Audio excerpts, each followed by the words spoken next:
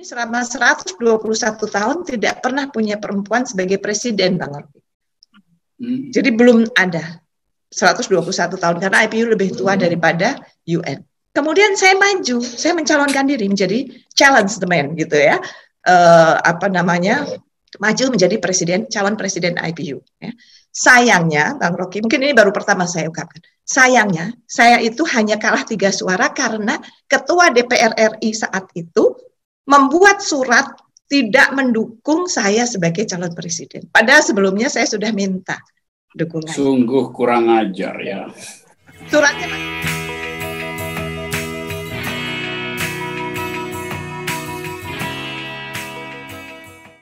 Ibu Nur, veteran 3 kali menjadi wakil rakyat di DPR RI, sudah pernah duduk di beberapa komisi dalam DPR, bahkan oleh pers dijuluki singa Senayan karena Ibu Nur ini sangat vokal. Apa yang paling berkesan sebagai wakil rakyat selama 3 kali, Bu? Baik secara pribadi, dari segi pencapaian dalam tugas sebagai wakil rakyat. Ya, menarik sekali pertanyaannya ya. Jadi yang paling mengesankan atau begini ceritanya. Jadi karena tadi saya bicara, mungkin ini tidak, kalau menurut saya orang mungkin menganggapnya terlalu berlebihan, tapi buat saya berpolitik itu harus punya idealisme gitu ya. Jadi apa yang akan kita perjuangkan. Ketika saya memutuskan untuk bergabung dengan Demokrat, kemudian ketika saya memutuskan untuk dari daerah pemilihan Malang, karena memang saya Solo begitu ya. Jadi maksudnya agak beda Bang Rocky dengan orang Solo yang memang dari Solo. Kalau kita sudah ada Bapak Jawa Timur gitu, jadi berpolitik dengan idealisme gitu. Nah kemudian karena itu saya alhamdulillah saya ukur. Jadi ketika saya term pertama itu apa yang saya lakukan? Ya, karena saya merasa ada yang saya yang beban di pundak saya ini yang terlalu berat. Apa itu? Saya selalu mungkin teman-teman saya di Senayan sering dengar dan tidak begitu suka dengan bahasa saya karena saya katakan bahwa jangan, ini buat Farah juga mungkin pengalaman baru ya Farah. Saya selalu katakan jangan dikira kalian ini kerja terus jadi anggota DPR terus gajinya itu enak dinikmatin.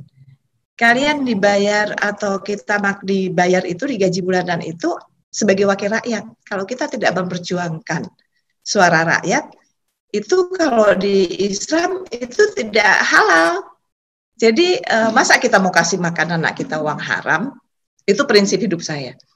Kemudian jadi saya ukur 5 tahun pertama apa yang saya perjuangkan. Tentunya saya selalu memperjuangkan seperti Bang Sultan bilang, mungkin 98 itu puncak dari perjuangan kita ya. Tapi sebelumnya saya 93 saya baru kembali ke Indonesia sebetulnya.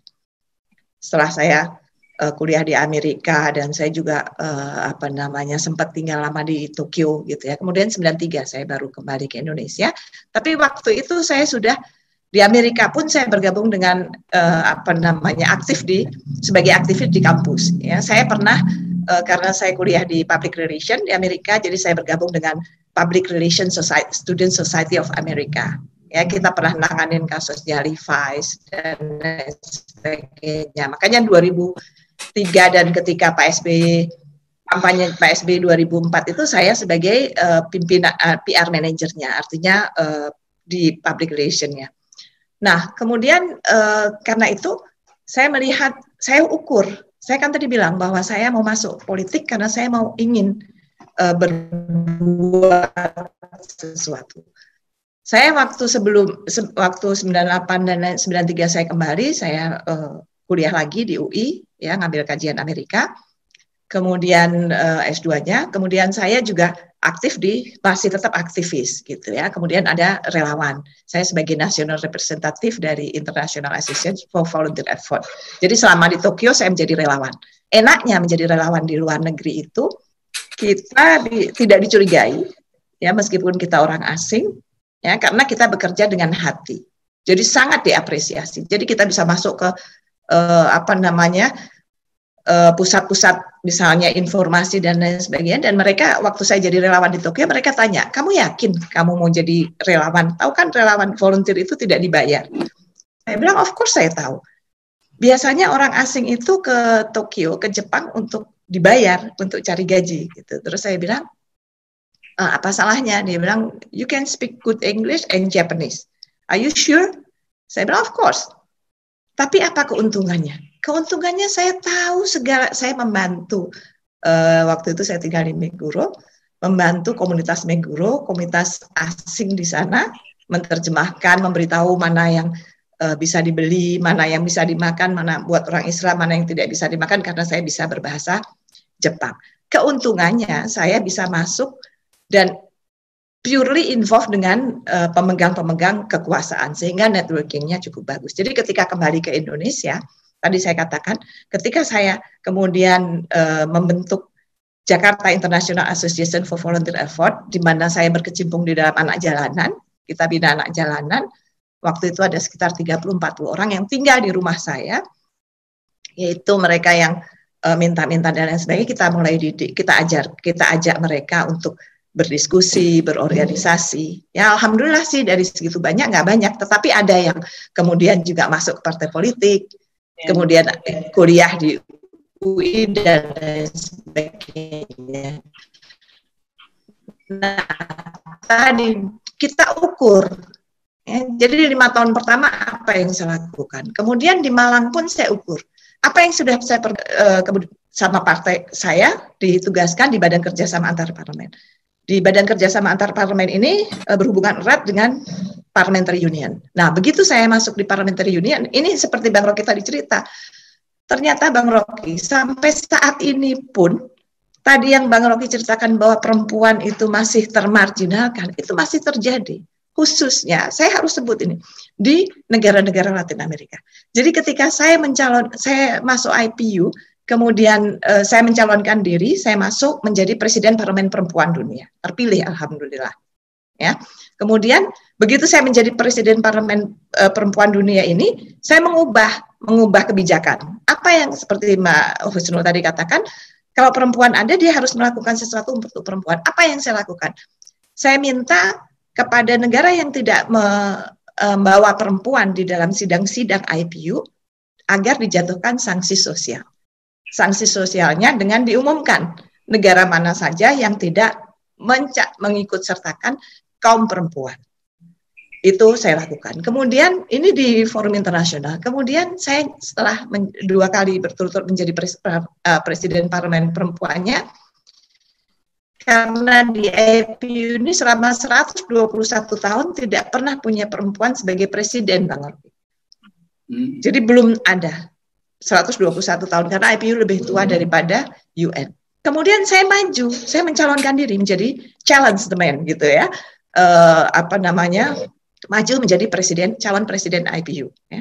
Sayangnya, Bang Rocky, mungkin ini baru pertama saya ungkapkan. Sayangnya, saya itu hanya kalah 3 suara karena Ketua DPR RI saat itu membuat surat tidak mendukung saya sebagai calon presiden. Padahal sebelumnya saya sudah minta dukungan. Sungguh kurang ajar ya. Suratnya masih ada itu sampai saat ini. Ya, jadi hanya karena surat itu saya kalah 3 suara. 3, tidak pernah dalam sejarah IPU ada calon presiden yang kalah hanya 3 suara. Jadi itu, kemudian ini this is the fact.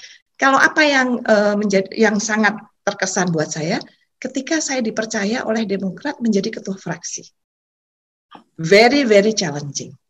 Kebayang nggak?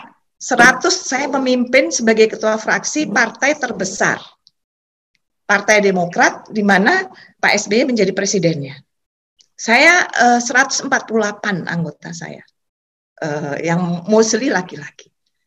Jadi kalau saya membuat kebijakan, saya pengen dong saya ketua fraksinya, saya ingin perempuan juga ada menjadi pimpinan komisi. Nah ketika saya membuat, saya sudah bicara dengan, tentunya saya harus diskusi dengan ketua umum, tapi karena saya ketua fraksi, mereka menyetujui. Ketika saya mengangkat perempuan duduk di sebagai pimpinan komisi, waktu itu Ada 2 yang saya di Komisi 11 sebagai wakil pimpinan dan Komisi 9 itu sebagai pimpinan juga. Nah, itu Bang Rocky, aduh sorry banget. Saya rasanya mau dibunuh sama mereka. Digebukin, terus saya datang dimarahin. Ya, luar biasa. Tapi itu perlawanan berhasil menyuarakan hak perempuan. Alhamdulillah duduk akhirnya. Jadi makanya saya bilang ketika kita ada di satu posisi, ketika perempuan ada, jangan hanya berpikir untuk mengamankan posisi kita, tetapi ayo kita sama-sama kita angkat. Ada perempuan banyak yang punya potensi, punya seperti Bang Rocky bilang, punya kapasitas. Ya kan perempuan banyak yang pintar duduk di sekolah. Dan kalau dia dikasih kesempatan bisa. Buktinya ketika saya duduk, alhamdulillah saya di IPU itu terus saya terpilih. Terus terpilih sebagai Presiden International Humanitarian Law. Saya memperjuangkan nasib mana? Selain tadi yang disebutkan Rohingya, ya, kemudian di Afrika itu banyak sekali konflik-konflik yang tidak perlu, yang sangat merugikan perempuan dan lain sebagainya. Jadi di IPU pun saya dikenal sebagai pejuang perempuan di dunia internasional, dan itu terjadi begitu. Jadi waktu saya jadi, kalau Ibu lihat situasi sekarang, Ibu kan pernah satu periode dengan Pak Jokowi ya. Bagaimana Ibu lihat pemerintahan yang dijalankan sekarang dibandingkan dengan pemerintahan sebelumnya di masa Pak SBY? Saya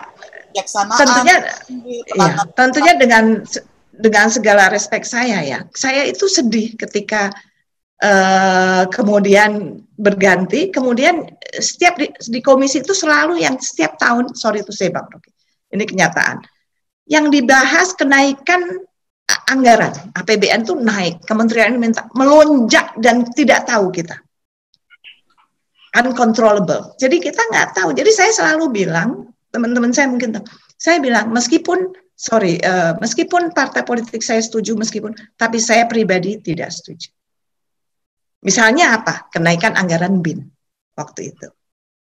Saya katakan bahwa saya tidak setuju. Kenapa? Karena kenaikan itu boleh dari step by step. Tapi kan kalau terlalu banyak itu, sementara masyarakat ini susah. Terus kemudian saya di Komisi 11. Ini juga harus kita katakan bahwa saya setuju Bang Rocky bilang tadi. Karena saya alhamdulillah saya nggak punya kepentingan. Mungkin kalau Mbak Husnul tadi bilang dari bapaknya aktivis, kalau bapak saya benar-benar veteran perang. Jadi, dan pada saat itu bapak saya juga pro Bung Karno ya, Soekarno. Artinya di PNI, di politik gitu. Jadi, saya masa iya bapak saya pejuang kemerdekaan, kemudian anaknya tidak bisa mengisi kemerdekaan. Apalagi yang akan kita cari, kan begitu. Nah, di Komisi 11 saya begitu. Ini satu kebijakan yang harus kita sikapi juga ya. Bahwa kita menggunakan cashless.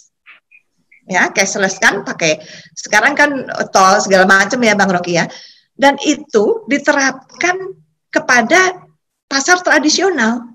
Saya bilang kenapa di pasar tradisional, kenapa yang orang hanya transaksi paling banyak 100.000 belanja, kenapa tidak di mall-mall yang satu tas harganya ratusan juta, kan itu lebih. Tapi inilah kebijakan-kebijakan. Makanya saya ketika kemarin berkompetisi, saya tidak terlalu bersemangat. Saya pikir saya nomor 1. Saya pikir nomor 2, nomor 3 bisalah merebut kursi supaya kursi Malang tidak hilang. Ya, tetapi sayangnya ya this is a politics. Gitu. Jadi kemudian kursi Demokrat hilang di Malang. Tapi insya Allah kalau kalah menang itu kan biasa ya. Tapi kita nggak pernah berhenti dari tadi Bang Rocky. Semangat untuk terus memperbaiki itu harus ada. Jadi memang yang penting saya kira itu edukasi.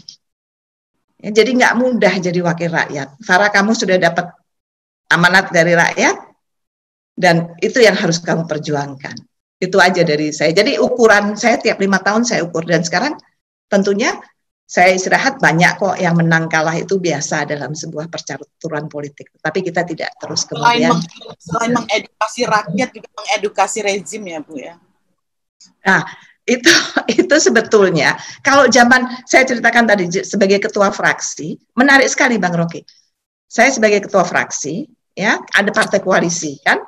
Nah, tetapi partai koalisi kita ini kemana-mana dan Pak SBY nggak apa-apa. Kan ingat kita berkoalisi dengan siapa, tapi kebijakan itu tidak dengan serta-merta mulus. Kita bekerja setengah mati untuk melobi-lobi untuk, misalnya menaikkan BBM, kita ingin memberikan bantuan langsung tunai (BLT). Ya, itu waktu itu saya punya disertasi BLT, bantuan langsung tunai. Betapa manfaatnya 100.000 waktu itu ya untuk diberikan kepada rakyat ketimbang diberikan untuk mensubsidi BBM begitu. Dan itu susahnya Bang Rocky. Tahu nggak Bang Rocky siapa yang menolak kenaikan BBM pada saat itu?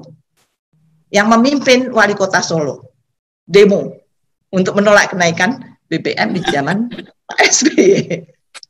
Nah, kita nggak serta-merta. Kemudian yang sangat saya kira masyarakat masih ingat, ketika saya walk out, memimpin Demokrat walk out, yaitu Undang-Undang Pilkada. Ketika kita ingin memperbaiki proses demokrasi supaya nggak carut-marut seperti saat ini. Pilkada langsung dan lain sebagainya. Kita ingin pilkada dipilih oleh DPRD supaya biayanya nggak tinggi dan kita bisa awasin. Artinya kalau DPRD kan hanya 50 orang, bisa diawasin oleh KPK. Siapa yang akan terima uang, siapa yang akan terima suap. Nah, tidak liar seperti saat ini, siapa saja bisa muncul. Saya memimpin walk out waktu itu.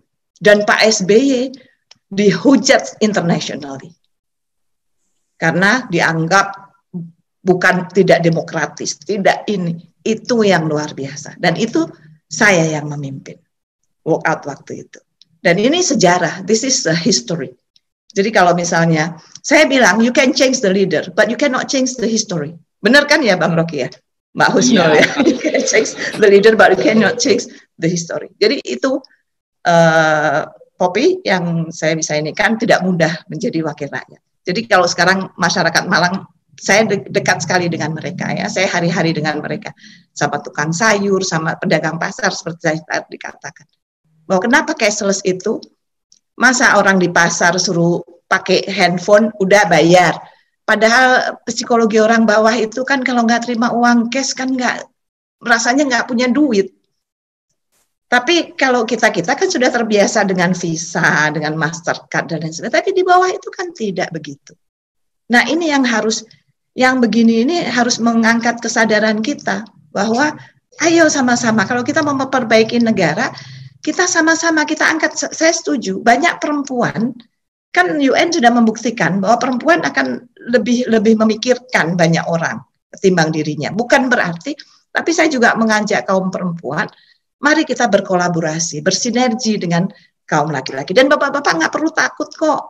Karena bapak-bapak kan juga lahir dari perempuan. Jadi kita pasti mikirin kaum laki-laki. Gitu kan. Jadi nggak perlu khawatir dengan perempuan memimpin dan lain sebagainya. Itu Poppy yang. Laki-laki jangan takut sama perempuan ya. Iya, karena lahir dari perempuan kan. Saudaranya juga perempuan.